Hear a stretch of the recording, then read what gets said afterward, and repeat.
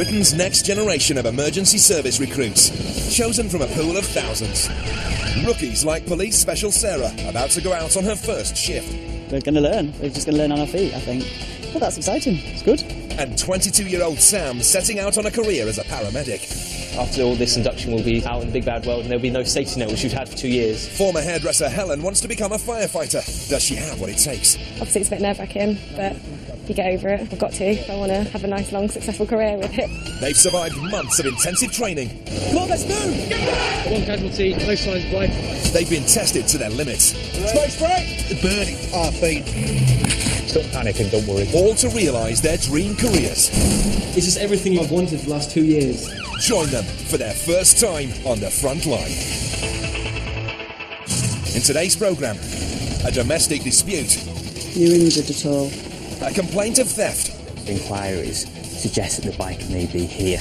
And an experienced Police Special Sarah won't forget. I have to say that was actually worse than childbirth. It was agony. Feeling the heat, rookie firefighter Helen faces the toughest of tests. Let's get that casualty out, come on! And one small child with one major allergic reaction. Sore throat.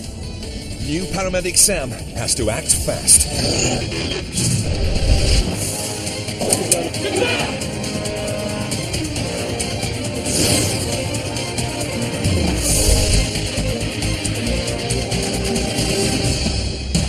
At Cheshire Police Training Centre, applicants to become specials, unpaid volunteer officers, are nearing the end of their 20-day training programme. OK, go! One of the oldest is Sarah Johnson, 46 years old and a mum of 3. I've always wanted to do something in the police force, probably ever since I was at school, and I never have. I looked on the website for Cheshire Police and they were recruiting specials. I thought, this is a great opportunity to do what I want to do. During the training, Sarah's learnt about restraining techniques. Down, down, down! Personal safety drills. So bringing it round, pushing down. Even how to move like a police officer. So if I'm facing that way, I'm going to pivot, I'm going to come into this position. You just change your direction. Go! I've done various jobs, but I have kind of been a mum pretty much for like about 10 years. And after that, I kind of just needed something a bit more challenging than pushing a pram. Today's challenge will be serious and stressful. When officers encounter violent suspects, they can use pepper spray to temporarily blind and disable them. It's painful and should only be used in extreme circumstances. To find out how painful, the recruits are asked to experience it themselves. They're given the liquid solution to dab into their eyes. Best thing to do straight away is close your eyes, which you'll naturally do anyway, and then start to blink as quickly as possible. This form of pepper spray, Capta, is derived from hot chili peppers. We will work out quite easily by your reaction whether you've done it or not. So if anybody doesn't want to do it, now's the time to say, because otherwise we'll be wasting aftercare that somebody else will need. The chemical's designed to mimic the sensation of scalding heat. Good stuff. It works. Okay, let's just keep an eye on what we're doing. Yes, it hurts. It's all right, it hurts. Good stuff. Okay, you can look out the other eye, remember. Like all the rookies, Sarah could have opted out, but she counted herself in. Proud of you, well done. Well done. Okay, put yourself on the line now, that's good stuff. It's all right. I have to say that was actually worse than childbirth. It was agony. It was horrible. It was so frightening as well, because when you actually kind of came round out of it, you were quite panicky, because effectively you've been sort of blinded for about 15 minutes. If you have to use it now, you'll have a little bit more empathy with someone, won't you? You go, actually, I know that really hurts. Yes, well done. You're opening your eyes. You're good. You're good to go. Sarah's family were impressed when she told them she was trying out for the specials. I'm really proud of her because she's wanted to do it for like ages, and it's good to see her doing something she wants to do, and it's like quite a good role model. She's been wanting to do this for like quite a while, and well, just seeing her being happy and smiling all the time is just really nice. She obviously gets a buzz from it, and so who knows? Maybe she's going to make a career of it, which that would suit me fine.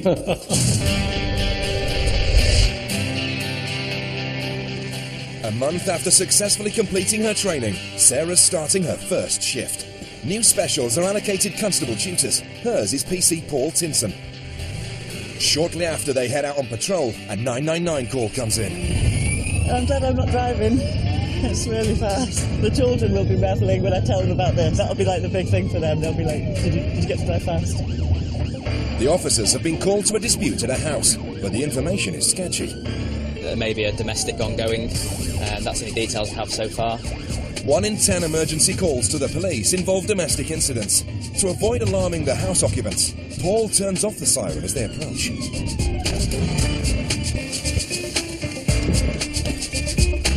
Hello. Do you want to speak to the female in here and find out what's going on? You okay? What happened? You injured at all? The wife tells Sarah she had a heated row with her husband, who's in the process of moving out. She was worried he might turn violent. To avoid the situation escalating, Paul tells him to leave. We have to make sure everybody's safe, which involves both parties, so... He's been drinking and he wants the keys for the van. She won't give him the keys, she's hidden them, so she's upset. He's too drunk to drive. From what she said he's had cider and wine by the bottle, not the glass. The husband agrees to leave immediately. For officers, mediating in domestics like this is commonplace. A lot of it is dealing with other people's conflicts that they can't deal with themselves, really, isn't it?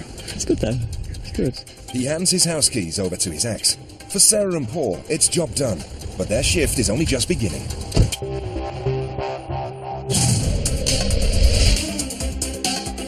The West Midlands Ambulance Service has over 1,000 paramedics on its books. One of the youngest and newest is 22-year-old Sam Duplessis-Grimson. Good job. Off we go. On his first shift, Sam's attended a man who banged his head and a baby who overdosed on medicine. And the emergencies keep on coming.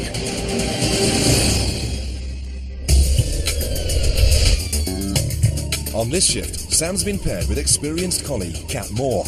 Their latest 999 involves an elderly woman who's collapsed at home. One side's 1 week, so history of a previous heart attack as well. So they're querying sort of a stroke or something like that. Even though he's the junior partner, it's Sam's turn to take the clinical lead. So she's just suddenly not with it and she's not herself. Athena's daughter's worried she's suffered a stroke. About 20 minutes ago, she said to my daughter she wanted something to eat. And when she brought it in, she just said, oh, and her eyes were like, rolling, and she's gone all tacky and... Okay. 1 in 5 strokes prove fatal. Sam must work quickly. Fina, hello Fina. My name's Sam from the ambulance service. How are you feeling, my love? Not great? Okay. You able to open your mouth and stick your tongue out? Okay, fantastic. He needs to eliminate other possible causes of Thena's symptoms. She's diabetic and may be in hypoglycemic shock. He checks her blood sugar levels. 6.8. 6.8? Yeah. Is that good or bad? That's good, yeah. That's fine, yeah. Sam's examination convinces him Thena has suffered a stroke. She needs urgent care. What we want to do is pop you in our chair, okay? But she's 84 and fragile. Moving her could cause injury.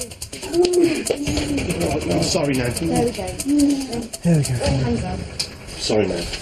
Alright. The team needs to get her up the ramp and onto a stretcher, smoothly and swiftly.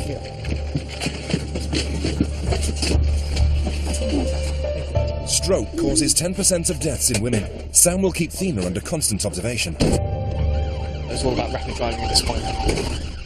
He alerts the hospital stroke team. Hello, query stroke, facial weakness and slurred speech. Yeah, left side. Pulse is 83, BM 6.9. And all the time, he tries to keep his patient awake. Tina, how you feeling, my love? Hey, do you know what day it is? Saturday. Saturday? Yeah, Saturday. Spot on, yeah. A positive sign. Thena's still alert.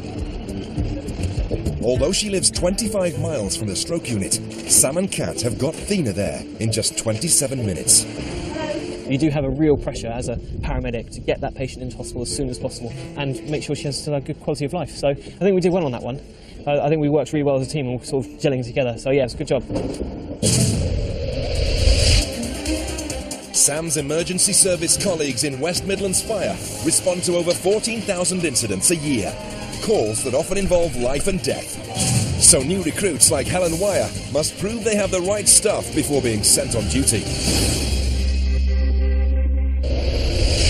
Come on, number 2, working hard, dig in! West Midlands Fire Service Training Academy. Yes, we're going to shout at you. And the reason is to make you safe. To stop you doing something that potentially is going to put you in danger.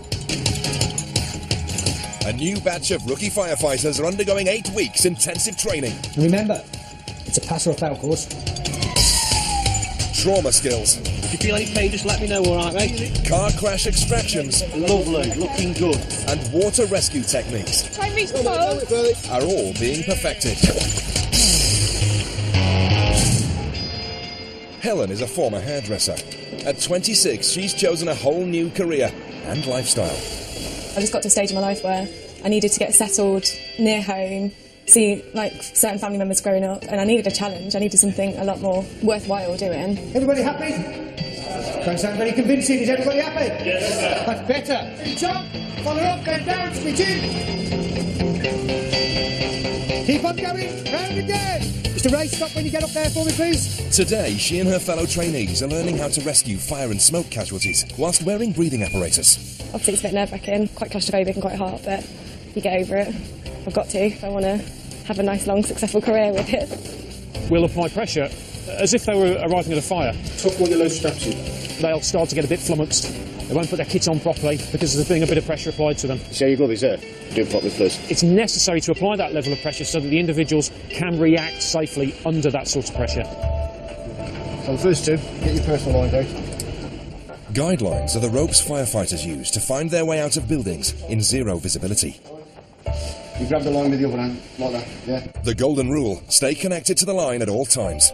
No, you're coming off the line. You're coming off the line. What was I doing wrong before? So she's coming along, yeah, on, off, underneath, go on, yeah. It's also important to stay in contact with your partner.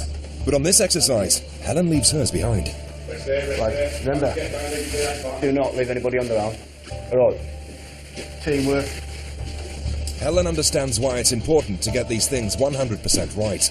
That's your life, basically, to get out of that building if you've got to there and then, without getting lost. Whilst there's a fire trying to eat you up as well, and you've got someone possibly screaming all at the same time. Really challenging.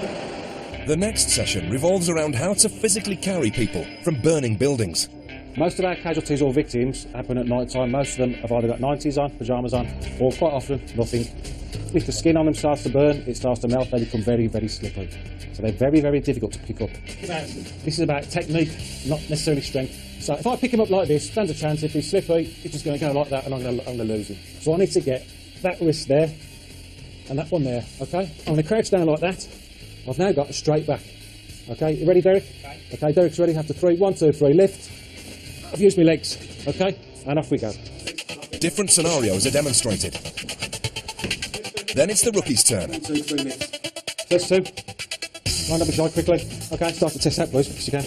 Start up, test out, quick as you can. Start up, test out means get ready and check your kit. Someone didn't do this quick enough, just now to be in, I have to get somebody else in, okay? So, proper buddy check, start to face each other. We've now got people in there waiting to be rescued, so as quick as you can, alright? Helen's struggling to be ready fast enough. Alright, take it off. Next one, quickly, volunteer, start to test out. Quick. All she can do is watch while the others hone their techniques. 1, 2, 3, Helen isn't the first recruit to make such mistakes, and she won't be the last. It's nerves more than anything. Nerves and apprehension. You take advantage of that as an instructor and you build on that and build their confidence, build the skills. Okay, and that's as fast a buddy check as you need. When they leave here, almost what they do becomes second nature. Being the first time, obviously, I can't beat myself up too much. We're only going to find better ways and improve on it. Practice over. It's time for the casualty rescue exercise to begin.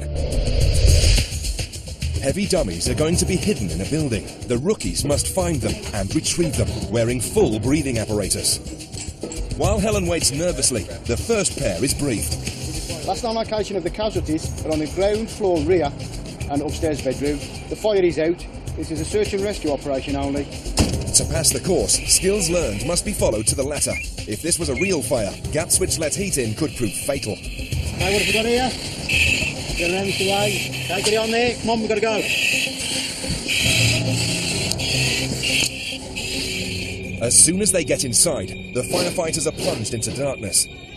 They need to make their way through a maze of rooms and find their way to the top of the building, looking for casualties en route.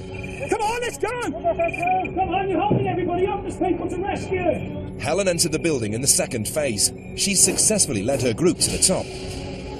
Because she will emerge first, Helen needs to remember to check the windowsill is secure before stepping out. Come on, let's sort it out. Let's dig in, work hard. That's it, good, sticking your foot in. Well done, number 1. Helen's made a good start, but the exercise is far from over. What we're doing is just changing your cylinder. We're going to put a fresh cylinder on for you. Now Helen's air cylinder's been replaced. It's on to phase 2.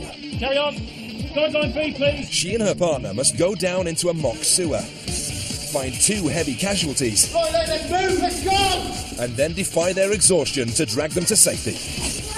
Let's get that casualty out. Come on.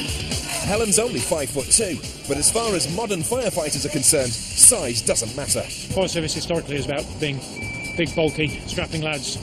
That kind of stereotyped image is gone. Fire service now is more about mental awareness and mental determination. And Helen certainly isn't lacking in that. She's dragged a heavy dummy 25 metres. Go on, that's it. Work hard. Push on. Good, number 2. That's it. Get the information. Bounce the information. Shift! Go on, let's pick it up. Let's move it on. Let's get the casualties out. 30 minutes after starting the exercise, Helen reaches the finish line. Get him out, get him clear! But there's one last test of her strength of character. The tutors pretend there are more dummies inside that need dragging out. Is the exhausted recruit up for going back in? Number 1. We need to go again. Put something in there. Go again. Guideline A. Go again. Right. Without hesitation, Helen agrees. Come on. Make sure it's guideline A. Go. Just through the doorway, we'll get them together, huddle them together, and we can say, right, relax. Right, just relax. Take a nice big deep breath. When you're ready, we'll unclip and we'll go back outside and you can take the equipment off. Over the course of the last 7 hours, Helen has shown her mettle and convinced herself that when real casualties need rescuing, she'll be up to it. A lot more confident now. I'm quite excited to do it again, but perhaps with fire, whereas before I was completely dreading the whole situation. I tend to beat myself up a lot when I can't do something as well as others. Yeah, finishing the day on a high, doing something like that, it's a good feeling. Back in Chester, rookie police special Sarah and her mentor Paul are investigating reports of a stolen tandem bicycle. It's been advertised on the internet, and the officers have the address of the man who's trying to sell it. We're investigating a theft of a bike at the moment, okay, and through inquiries suggest that the bike may be here, okay. So right, if we come in a second. The man denies knowing the bike was stolen when he acquired it. He says it's at his workshop, so the officers head there to check if that's the truth. He, for a living, buys old or broken bikes and he does them up and then sells them on again through auction sites. He's always going to run a risk of having stolen bikes through his hands. The man's story checks out. As soon as they arrive, Sarah finds what she and her colleagues have been looking for. We opened the front door of his workshop, and the first thing we come to is a bicycle covered in a blanket, like a sort of horse in a brown blanket. It's obviously the tandem. More than 100,000 bikes go missing in Britain every year. The owners of this one are in for a pleasant surprise. If Sarah and Paul can get it in the van. It might fit in. Will it fit in there? No. Might have to lift it. Yep. Mission accomplished. Sarah is buzzing after managing to recover stolen property on her first day. I get to put my initials on it, and it'll be, I think it'll be SJJ1, won't it? Because that'll be the first evidence that I'll have found. But hopefully not the last. It's back to the nick. Bike booked in, statement written, shift over. And Sarah has little doubt about the highlight of the day. It's got to be the blue lights, hasn't it? Driving past with the blue lights flashing, you know, watching people's faces as you're going past, it is quite exciting.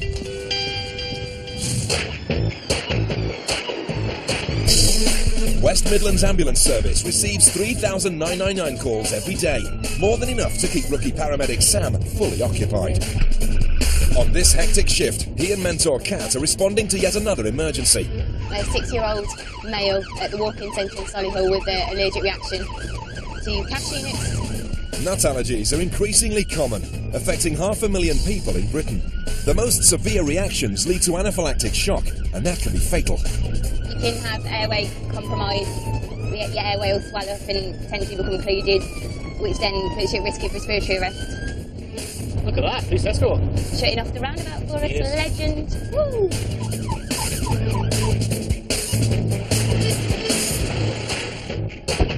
Sam goes on ahead while his partner collects the kit. Their latest patient, 6-year-old Louis, is clearly in a bad way. He's had about 5 cashew nuts at his friend's house. All right. Louis' facial swelling indicates a severe reaction. Breathing problems could soon follow. They need to rush him to the nearest paediatric unit at Heartlands Hospital. We've been there a few times before, haven't we, babe? Oh, no. Weezer chest when he was a baby. The child's history of breathing problems is a concern. Trip up to the hospital. For a rookie paramedic, this is a major challenge. Louis could deteriorate rapidly. Can I just pop these straps on you? Just to make sure you're all secure, okay? Promise, mate, it is a good driver. On the safe side, alright. It's just going to go a little tight on your arm, okay? Just measure how strong you are. Alright. So try not to break it, okay? There you go. During the journey, the little boy's mum grows increasingly anxious. I'm not comfortable with his eyes like that. He's being really brave. It just doesn't look like Louis at the moment. Sam monitors his young patient's breathing. Okay, Louis, I'm just going to listen to you, mate. You're alright. Suddenly, a worrying development. Louis' breathing is becoming compromised. The allergic reaction is getting worse. Really, just because his breathing is starting to get a little wheezy. That just indicates that he's possibly got some inflammation to his lungs. The allergic reaction has just spread to his chest. Sam has a big decision to make. He could inject Louis with adrenaline, but that would be an extreme course of action.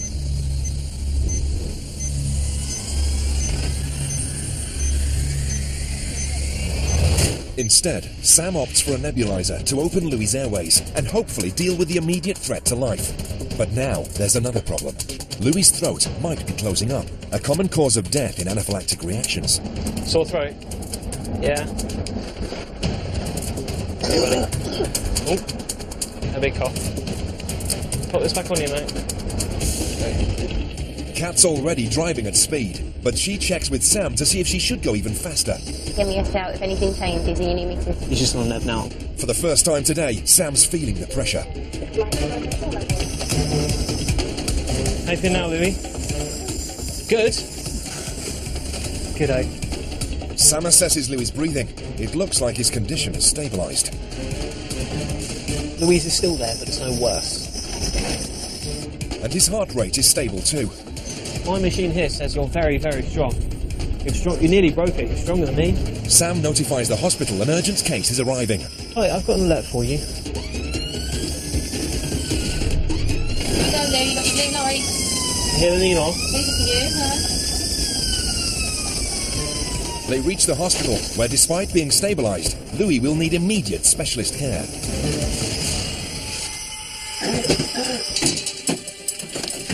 Sam and Kat are working together like a well-oiled machine. As planned, the hospital staff are waiting for Louis, and Sam prepares his young patient for what's going to happen next. Now, Louis, lots of people are going to be talking to you, okay? But just try not to get scared and try and tell them everything you can, alright, mate? They're going to be asking lots of silly questions, okay? Lots of weird questions. But it's very important to try and answer them as best you can, alright, mate? Okay, good man.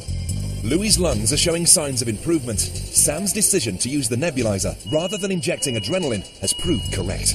You have to make sort of snap decisions when you have a decision in your mind and you're there going yes or no, and you say, you've just got to do it.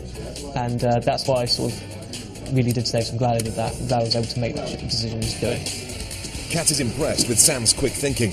Yeah, that all went really well. The nebulizers stabilised him until we got him to hospital, so good job. Their shift ends on a high. Yeah!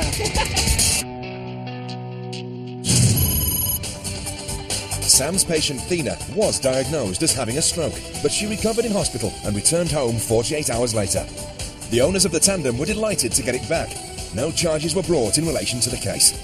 And Louis' breathing soon returned to normal. He was discharged from hospital, and 3 days later, the swelling went down. Next time, rookie paramedic Ben races to a man wounded by a chainsaw. We want to get there quickly, because the patient could be losing a lot of blood. Mountain rescue rookie Chris is scrambled to a man with a broken leg. He just put that arm round the back of Chris's shoulder. And police special Martin spots a car driving suspiciously. It becomes his first high-speed pursuit. He missed the breathalyzer and hit his head off the front seat.